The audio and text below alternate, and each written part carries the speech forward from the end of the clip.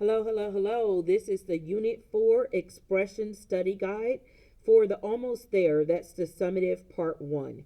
So let's jump right in. I am DJ Tay, in case you did not notice that my voice was different from Mrs. Johnston's.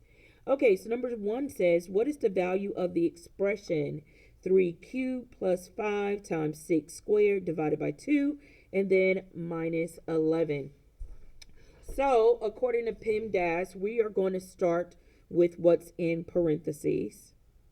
And inside parentheses, we have some order of operation things going on.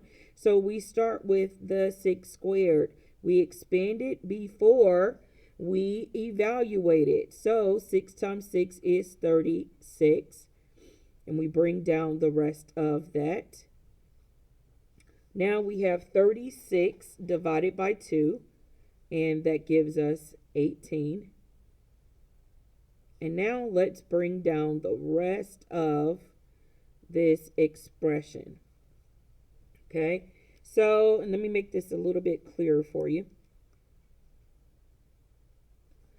Okay, so now we have completed what's inside of our parentheses to solve. Now let's go to exponents. 3 cubed. We're going to expand it first, which is 3 times 3 times 3. And we know that that is 3 times 3 is 9, times 3 is 27. So let's bring down the rest of our expression. Next will be multiplication. 5 times 18. And this one you probably have to throw into the calculator. That is 90. Now we have an addition and subtraction. Addition is first in this problem.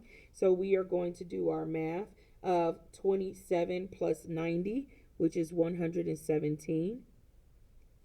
And now we are going to subtract 11, which gives us 106. So our final answer is 106. Okay, so now let's go into number 2. It says evaluate the expression when x equals 3 and y equals 5. So let's rewrite our expression. That's our first step. But where we have our variables there, we are going to put our math parking spaces, okay? Make sure we get our squared in there. Okay. So now we're going to fill in these spaces. We're going to park our math cars. So y is 5, so I'm going to put my 5 here. And this is an x, and that equals 3, so I'm going to put my 3 there. Okay, so now it's time to focus on what's inside of these parentheses. Okay, we have a few things going on. The first thing, according to the order of operations, we don't have parentheses inside of here that we need to solve something in it. So we go to exponents, and here we have 3 squared, which we know is 3 times 3, which we know is 9. So I'm going to bring down the rest of my expression that is just in this parentheses first. I want to go ahead and get this all taken care of, and then I am going to move on to the rest of what's outside of those parentheses. So now I have multiplication, I have an addition here, and I have more multiplication. Let's go ahead and knock out the multiplication. 12 times 5 is 60. 2 times 9 is 18. Now we have 60 plus 18, and that's 78. And remember, this whole thing was in parentheses, so I'm going to put it back in parentheses and bring down the rest of my expression, which is simply, now we are doing 3 times 78. Again, you probably had to throw it in the calculator because I just did. And our answer is 234. Okay? Next, it says in the expression 4 plus 3m, the 3 is the what? Well, let's see. I see a constant here, and I see a variable here, And what's being multiplied by that variable is the number 3. So that makes 3 the coefficient.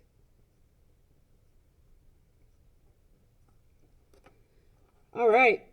Number 4, evaluate the expression when x equals 9 and y equals 2. We have 5x plus 12 minus 7y.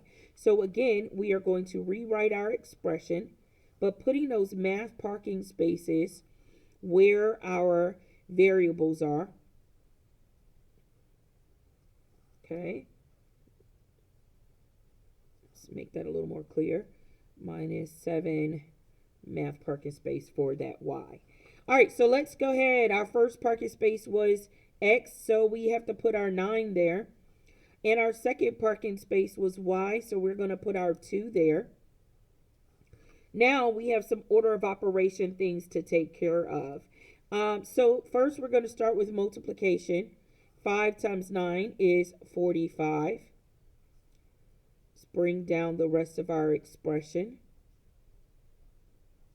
And now we have our 7 times 2, which is 14. Going to bring down the rest of my expression here.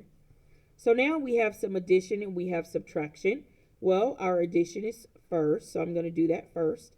45 plus 12 is 57. Bring down the rest of my expression. And now I have 57 minus 14. And that is 43. So 43 is my final answer here. Number 5, to what power must 4 be raised to get 256? Okay, so let me just tell you, on your test, this question is going to be multiple choice. So my suggestion for you is to just plug those in and see which of the numbers would work to actually, to plug it in for the exponent to actually get you the final answer, right? So in this case, I don't have multiple choice. So I'm going to do a strategy called guess and check. So it says, to what power must 4 be raised to get to 256? So I'm going to try a few things. I know 4 squared is 4 times 4. That's only 16. Let's see. 4 cubed and 4 to the 4th power and 4 to the 5th power. I'm just going to try those to start, okay? So I'm going to pop into my calculator. Remember, we have a button here, some buttons, that's going to really help us with this. So I'm going to hit my 4, okay, and my little, what they call like a little caret. It's also on your keyboard on the number 6, okay, and I'm trying to evaluate 4 cubed, so I'm going to put my 3 and hit enter, and that gives me 64.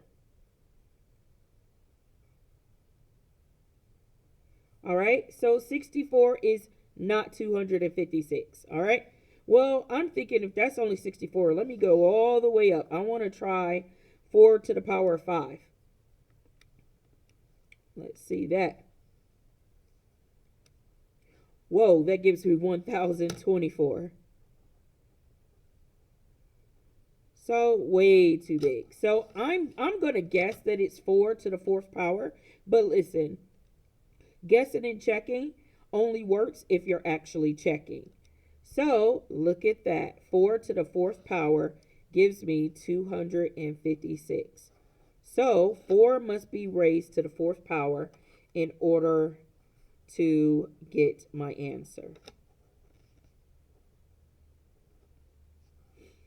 Okay, so let's turn it over on the back. Let's look at number 6. All right, so we have quite a few things going on here as well. Let's start at our parentheses. Okay, so we have here 35 plus 52 minus 7. Well, we have to start. We have to start with our addition because it's first. Our 35 plus 52 is 87.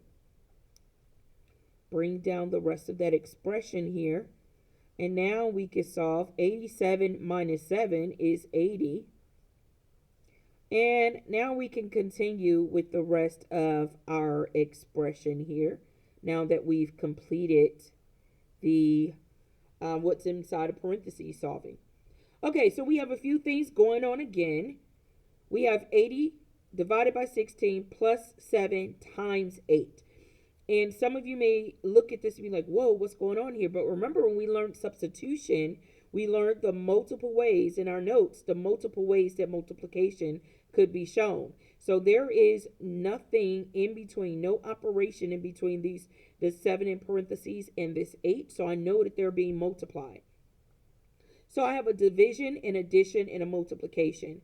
According to the order of operations, I do multiplication and division depending on what comes first. So here our division comes first. So I am going to go ahead and take care of this 80 divided by 16, which gives me 5. Now I'm going to bring down the rest of my expression. And now I need to take care of this multiplication. 7 times 8 is 56. Let's bring down the rest of our expression.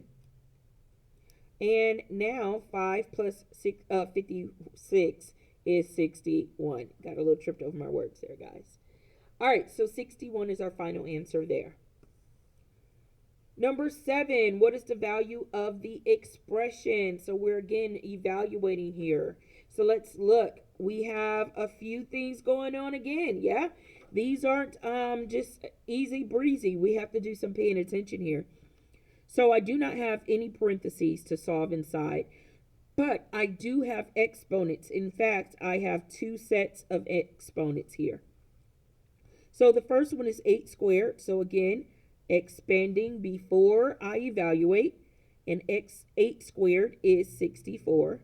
That's 8 times 8. And then I have a 7 squared, which is 7 times 7, and that equals 49. And now I can bring down the whole rest of my expression.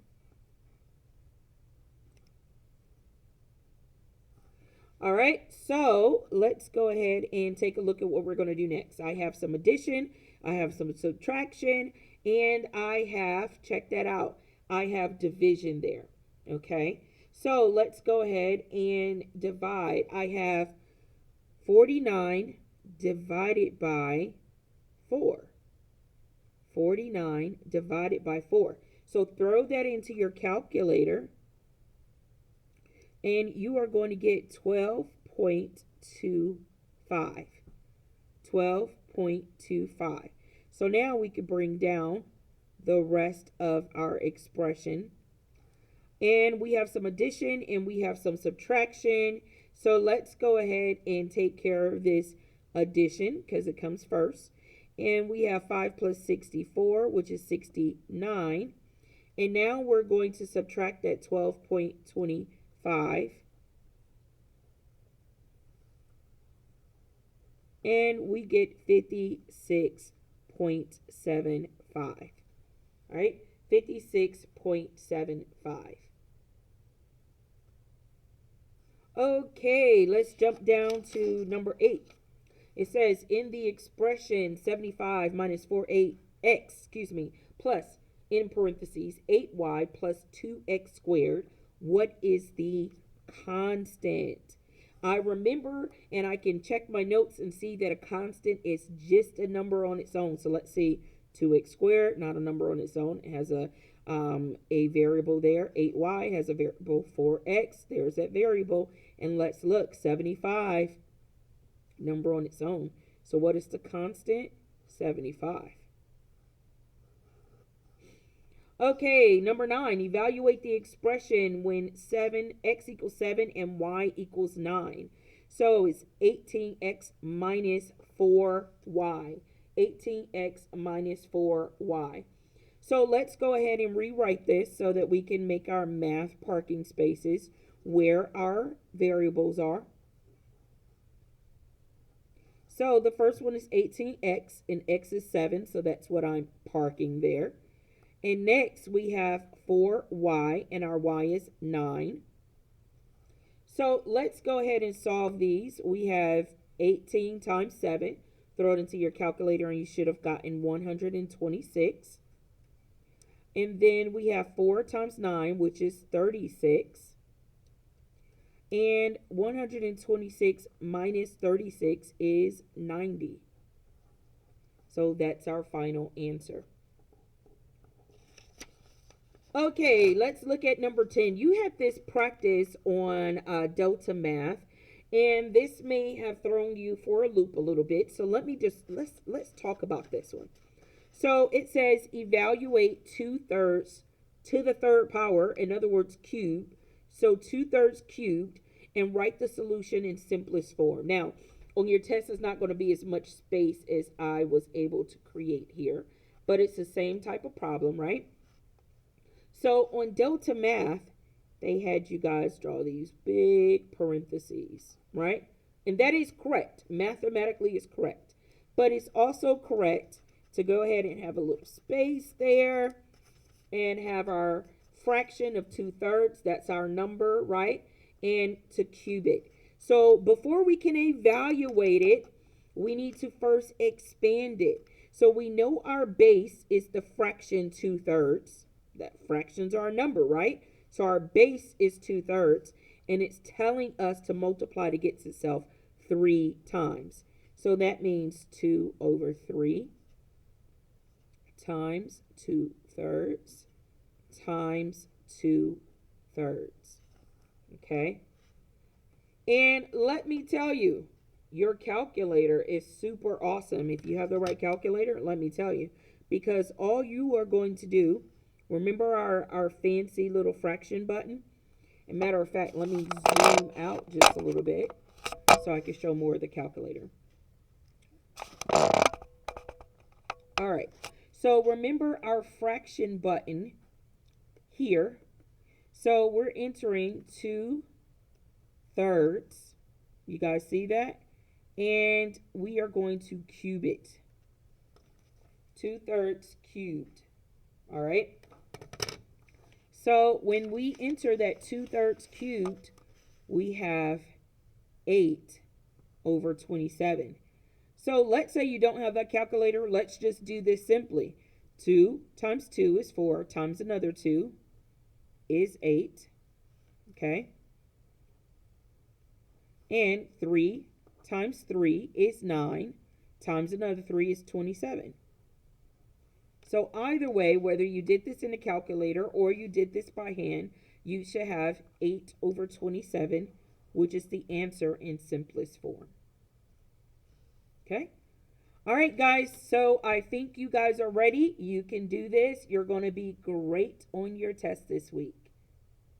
DJ Tay out.